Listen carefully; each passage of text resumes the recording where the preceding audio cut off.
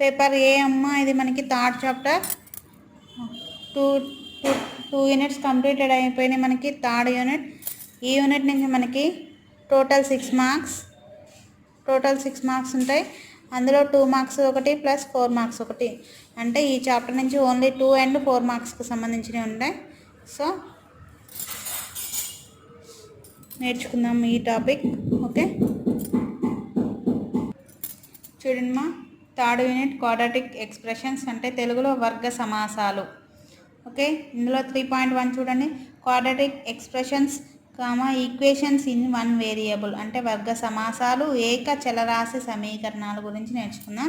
First definition చూడండి. 3.1.1 definition.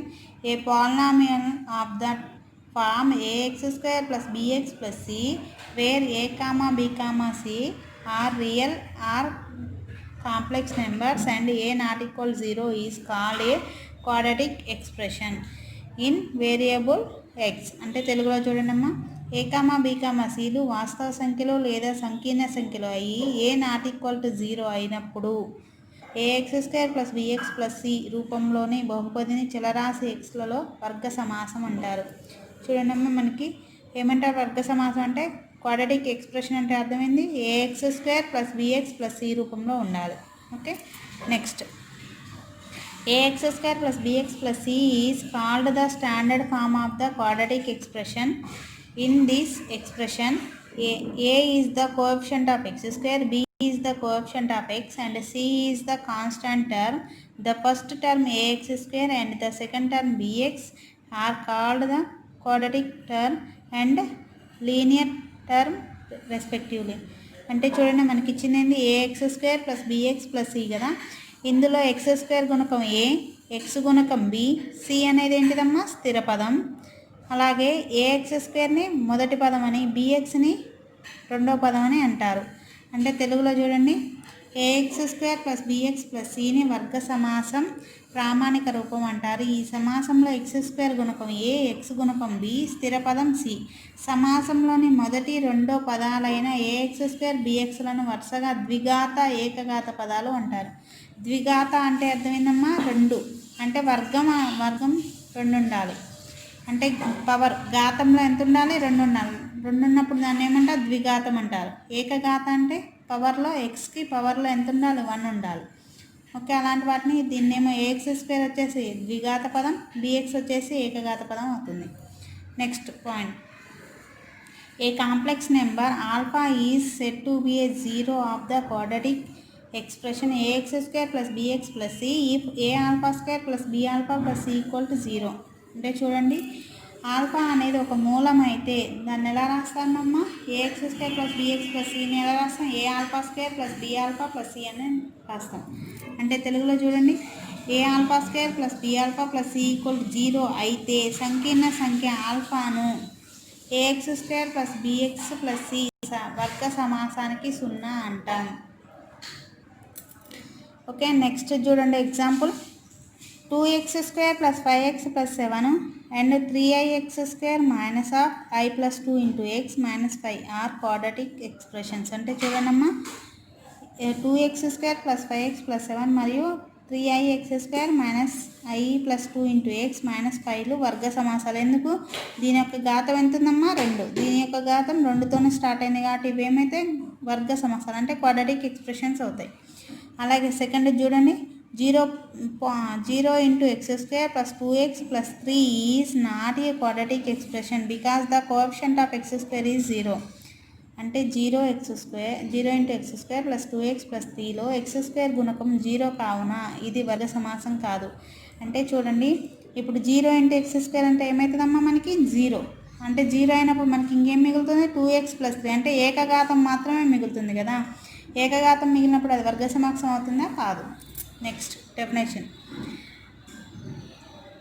Any equation of the form ax² + bx + c = 0 where a, b, c are real or complex numbers and a not equal 0 is called a quadratic equation in the variable x. The numbers a, b, c are called the coefficient of the is equation. అంటే A comma B comma సిలు వాస్తవ సంఖ్యలు లేదా సంకీర్ణ సంఖ్యలు అయ్యి ఏ not equal to 0 అయినప్పుడు a x square plus b x plus c equal to 0 రూపంలో ఉన్న సమీకరణం చలరాశి ఎక్స్లో వర్గ సమీకరణం అంటాం. ఏ కామా బి కామా సిలను ఈ సమీకరణం గుణకాలు అంటారు. చూడండమ్మా, ఇందాక మనం వర్గ సమాసం గురించి నేర్చుకున్నాం. వర్గ సమాసం అంటే అర్థం ఏందమ్మా? చూడండి, అంటే a x square plus b x plus c రూపంలో ఉన్నది ఏమవుతుంది? Quadratic expression. ఈక్వల్ టు 0 అంటే quadratic equation. Okay, equal to 0 ఉంటే క్వాడ్రాటిక్ ఈక్వేషన్, ఈక్వల్ టు 0 లేకపోతే క్వాడ్రాటిక్ ఎక్స్ప్రెషన్ అవుతుంది.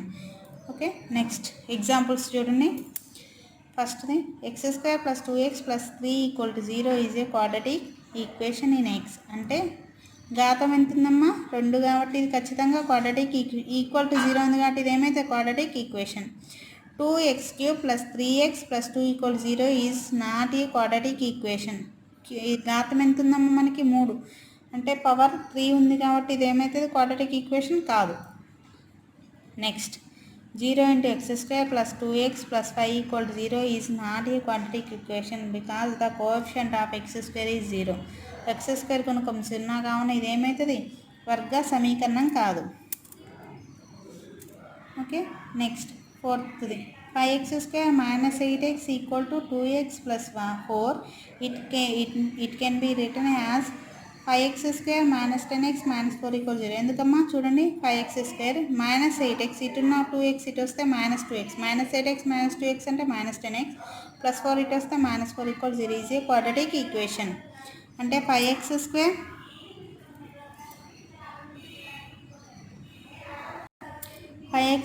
minus 8x equal to 2x plus 4ను 5x square minus 10x minus 4 equal to 0 రూపంలో కూడా రాయవచ్చు.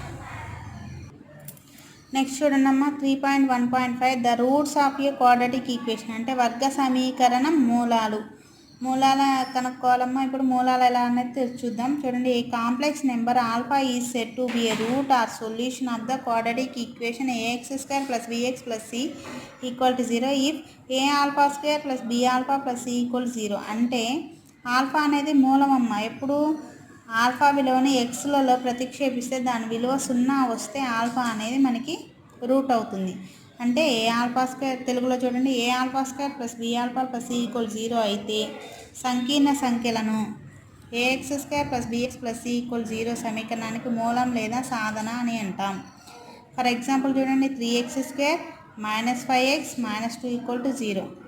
చూడండి, 3 2s మనం ఎలా కనుక్కుంటామా? రూట్స్ 3 2s 6 కాబట్టి మధ్యలో 6 రావాలి. అంటే 6 1s 6. అంటే చూడండి, -5xని -6x + 1గా రాశాను.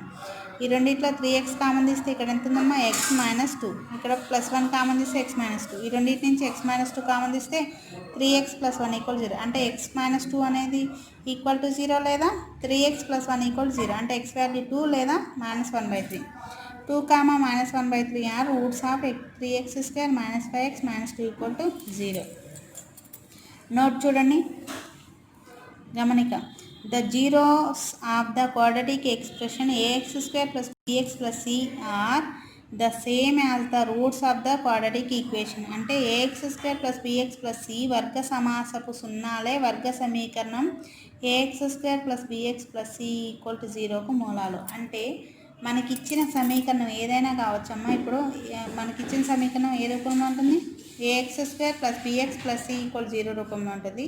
ఈ రూపంలో ఎక్స్ విలువలో ఎక్స్ ప్లేస్లో ఏదైనా ఒక విలువను ప్రతిక్షేపిస్తే దాని విలువ 0 అయితే ఆ విలువ అనేది ఆ సమీకరణంకి ఏమవుతుందమ్మా? రూట్, అంటే మూలం అవుతుంది. నెక్స్ట్ థీరం చూడండి. The roots of the quadratic equation ax² + bx + c = 0 are -b ± √b² - 4ac/2a. ఇది మనందరికీ తెలుసమ్మా ఫార్ములా. అసలు ఈ ఫార్ములా ఎలా వచ్చిందనేది తెలుసుకుందాం. ax² + bx + c = 0 వర్గ సమీకరణం మూలాలు ఏంటిది? -b ± √b² - 4ac/2a కదా. ప్రూఫ్ చూడండి అమ్మా. Alpha is a root of the quadratic equation. అంటే ఆల్ఫా అనేది ఒక మూలం అనుకున్నాను. దేనికి? ax² + bx + c = 0కి. చూడండమ్మా, a x square plus b x plus c equal జీరోకి ఆల్ఫా అనేది ఒక మూలం అయితే, సో ఎక్స్ ప్లస్లో ఏం పెట్టాలమ్మా ఆల్ఫా, కాబట్టి ఇఫ్ అండ్ ఓన్లీ ఇఫ్ ఏమవుతుంది a alpha square plus b alpha plus c equal zero. ఈ ఈక్వేషన్కి నేను 4a అనేది మల్టిప్లై చేస్తున్నా, 4a into a alpha square plus b alpha plus c equal zero. So 4a లోపల multiply చేస్తే ఏమైందమ్మా 4a square alpha square plus 4ab alpha plus 4ac equal zero. నేను ఈ ఈక్వేషన్కి plus b square minus b square అనేది add చేశాను. చూడండి, 4a square alpha square plus 4ab alpha plus b square minus b square plus 4ac. ఇది చూడండి అమ్మా, 4a square alpha plus 4ab alpha plus b స్క్వేర్ని 2a alpha plus b whole స్క్వేర్గా రాసా, అంటే ఏ ప్లస్ బి హోల్ స్క్వేర్గా రాసా. Okay, a plus b whole square అంటే ఏ స్క్వేర్ అంటే 2a స్క్వేర్ అంటే 4a square alpha square plus b square అంటే b square plus 2ab 2 2s 4ab alpha అవుతుంది. ఓకే, ఇంకా మిగిలింది ఏంటమ్మా minus b square plus 4ac equal to zero. ఈ 2a alpha plus b whole square equal to ఈ minus b square plus 4ac ఇటు వస్తే ఏమవుతుందమ్మా be square minus 4ac అవుతుంది. ఇటున్న square ఇటు వస్తే ఏమవుతుందమ్మా రూట్, అంటే ప్లస్ ఆర్ మైనస్ రూట్ అయింది, plus or minus under root of B square minus 4ac అయింది. ఇటున్న ప్లస్ బి ఇటు వస్తే ఏమైందమ్మా మైనస్ బి, అంటే 2a alpha equal to minus B plus or minus under root of B square minus 4ac. మనకి కావాల్సిన ఆల్ఫానేగా, ఎందుకు alpha అనేది ఏంటిది ఒక మూలం కాబట్టి ఆల్ఫా కావాలి, కాబట్టి 2a ఇటు వస్తే ఏమైంది డివైడ్ అయింది, అంటే minus B plus or minus under root of B square minus 4ac by 2a, A not equal to zero. Okay, ఎలా వచ్చింది అర్థమైంది కదా ఇది ఫార్ములా. నెక్స్ట్ కొరోలరీ అంటే ఉపసిద్ధాంతం. చూడండి, a quadratic equation a x square plus b x plus c equal zero has 2 roots not necessarily distinct. అంటే a x square plus b x plus c equal to zero వర్గ సమీకరణానికి 2 మూలాలు ఉంటాయి, అవి విభిన్నాలు కానక్కర్లేదు. అంటే రెండు అంటే ఏదైనా గుర్తుపెట్టుకోండి, ఈ రూపంలో ఉన్న సమీకరణానికి ఎన్ని మూలాలు అంటే 2 మూలాలు ఉంటాయి. ఆ 2 మూలాలు సమానాలు కావచ్చు, వేరువేరు అంటే విభిన్నాలు కూడా కావచ్చు, కల్పితాలు కూడా కావచ్చు. నెక్స్ట్ చూడండి అమ్మ, example problem. Find the roots of the equation x square minus 7x plus 12 equal to zero. Okay, అంటే x square minus 7x plus 12 equal to zero సమీకరణానికి మూలాలు కనుగొనండి. చూడండి, గివెన్ ఈక్వేషన్ అంటే దత్త సమీకరణం. ఓకే, చూడండి అమ్మా, గివెన్ ఈక్వేషన్ అంటే దత్త సమీకరణం ఏంటిది, x square minus 7x plus 12 equal to zero. Equation 1 is comparing with a x square plus b x plus c equal to zero. అంటే సమీకరణం 1 a x square plus b x plus c equal జీరోతో పోల్చగా. దట్ ఈజ్ ఏమవుతుంది, a value 1, b value -7, c value 12. So మనం ఇప్పుడే నేర్చుకున్న సిద్ధాంతం. మూలాలు కనుక్కోవాలంటే ఫార్ములా ఏంది, x equal to minus B plus or minus under root of B square minus 4ac by 2a కదా. ఇప్పుడు మనకి ఏబీసీ వాల్యూస్ తెలుసు, అందులో ప్రతిక్షేపిద్దాం. బి అంటే ఏందమ్మా minus of -7 plus or minus under root of -7 square minus 4 into 1 into 12 by 2 into 1. Minus of -7 అంటే 7 plus or minus under root of -7 whole square అంటే 49. చూడండి, 4 12s 48 బై 2. 49 మైనస్ 48 అంటే √1 అంటే 1. 7 ప్లస్ ఆర్ మైనస్ 1 బై 2. అయితే 7 plus 1 ఒకటి అవుతుంది, 7 minus 1 ఒకటి అవుతుంది. అంటే ఎక్స్ వాల్యూ ఏమవుతుంది, 7 ప్లస్ 1 బై 2 ఒకటి, 7 మైనస్ 1 బై 2. 7 ప్లస్ 1 అంటే 8 బై 2 ఒకటి, 7 మైనస్ 1 అంటే 6 by 2. 2 1s 2 4s 2 1s 2 3s. అంటే X values ఏమొచ్చాయి 4 and 3. Therefore 4, 3 are roots of x square minus 7x plus 12 equal to 0. అంటే x square minus 7x plus 12 equal to 0కి 4, 3 మూలాలు అవుతాయి.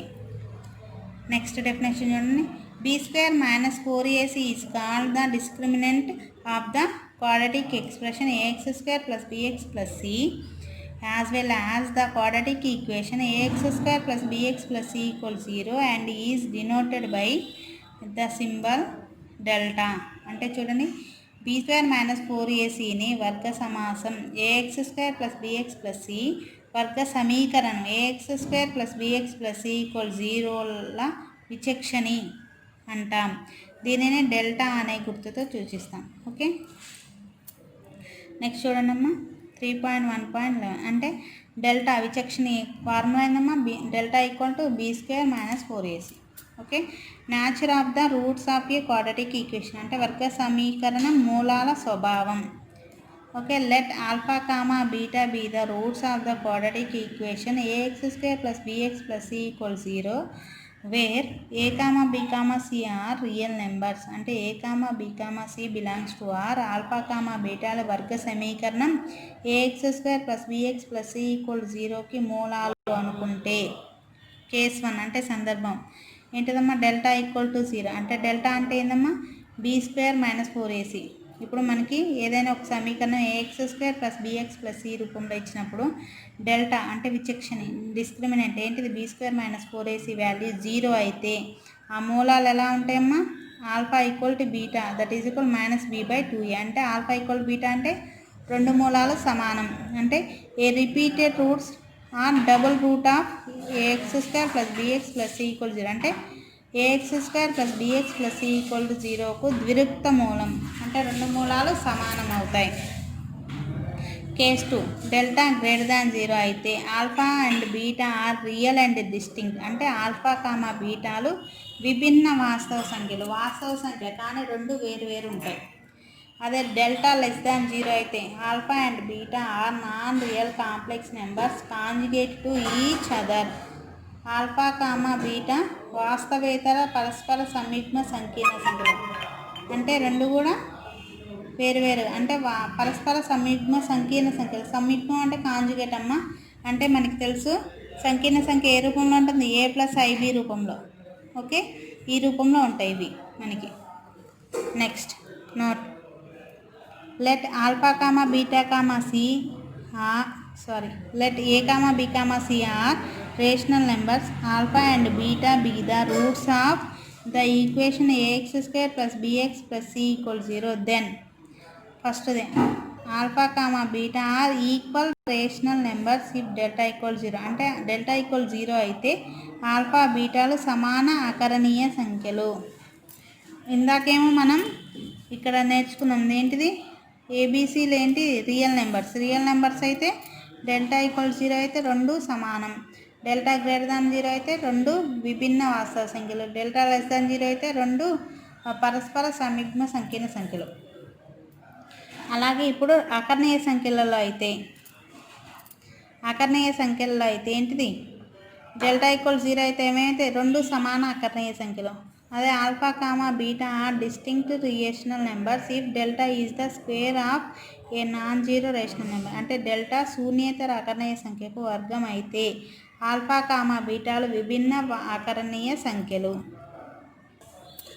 Next third bit చూడండి అమ్మా alpha comma beta are conjugate surds of if delta > 0 and delta is not the square of a rational number అంటే delta > 0 మరియు delta ఒక అకర్ణీయ సంఖ్యకు వర్గం కాకపోతే ఆల్ఫా కామా బీటాల సంయుగ్మకరణలు అవుతాయి.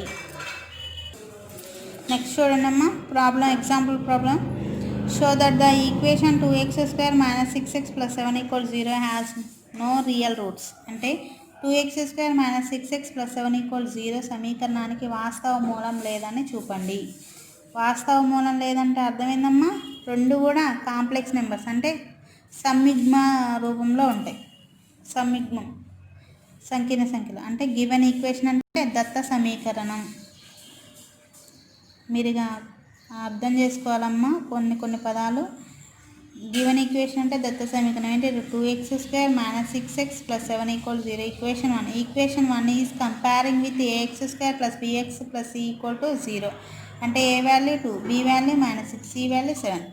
ఇప్పుడు మనకి ఏమన్నాడు వాస్తవ మూలం కాదని అన్నాడు అంటే ఫస్ట్ మనం ఏం కనుక్కోవాలి డిస్క్రిమినెంట్ అంటే విచక్షణ ఏంటిది delta = b² - 4ac b value ఏంది -6² -4 × a అంటే 2 × c అంటే 7 చూడండి -6² అంటే 36 చూడండి 4 2s 8 8 7s 56 అంటే -20 అనేది మనకు వచ్చింది. ఏంటిది డిస్క్రిమినెంట్ విచక్షణ డెల్టా వాల్యూ ఎంత వచ్చింది -20 అంటే డెల్టా <0 కదమ్మా 0 కన్నా తక్కువ అంటే -20 కాబట్టి. సో మనం మూలాలు ఎలా కనుక్కున్నాం x = minus B plus or minus under root of b square minus 4ac/2a. B అంటే minus of -6 plus or minus under root of 6² minus 4 into 2 into 7/2 into 2. 6 plus or minus under root of 36 minus 56/4. ఎందుకు ఇది already మనం కనుక్కున్నాం. Under b square minus 4ac ఎంత -20. ఆ రూట్లో minus ఉండకూడదు కాబట్టి మనం ఏం చేస్తాం, మైనస్ బదులు i రాస్తాం. అంటే 6 plus or minus i √20/4. therefore roots are non-real complex numbers. okay, therefore given equation has no real root. అంటే వాస్తవ మూలం లేదు. ఎందుకమ్మా ఇవేంటి వాస్తవ మూలమా? అయి ఉందంటే అర్థమైంది కల్పితం, అంటే ఇమాజినరీ పార్ట్ ఉన్నట్టు కదా. Next example problem. Find all k such that the equation x² plus 2 into k plus 2 into x plus 9k equal to 0 has equal roots. అంటే x² plus 2 into k plus 2 into x plus 9k equal 0 సమీకరణం సమాన మూలాలు కలిగి ఉండేటట్టు k అన్ని విలువల్ని కనుగొనండి. అంటే గివెన్ ఈక్వేషన్ అంటే దత్త సమీకరణం ఏంటిది, x² plus 2 into k plus 2 x plus 9k equal 0. a value 1, b value ఏంది 2 into k plus 2, c value 9k. Given that the roots are equal. Roots are equal అంటే అర్థమైందమ్మా, b² minus 4ac equal to 0 కదా. Delta అనేది 0 అవ్వాలి. Delta అంటే అర్థమైంది b² minus 4ac. b అనేది 2 into k plus 2 whole square minus 4 into 1 into 9k. చూడండి 2 square అంటే 4 into k plus 2 whole square ఇక్కడ 4 ఇక్కడ 4 ఉంది కాబట్టి 4 కామన్ ఇస్తే k plus 2 whole square minus 9k.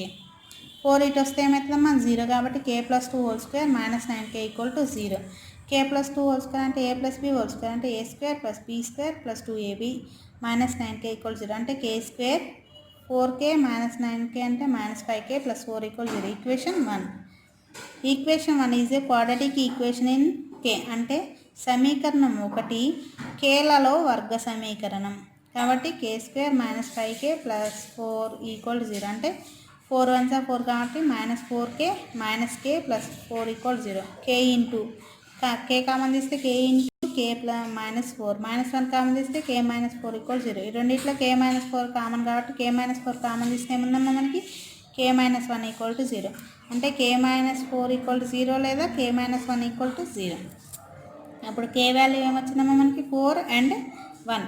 therefore 4, 1 are roots of quadratic equation. అంటే వర్గ సమీకరణం యొక్క మూలాలు ఏంటిది 4, 1.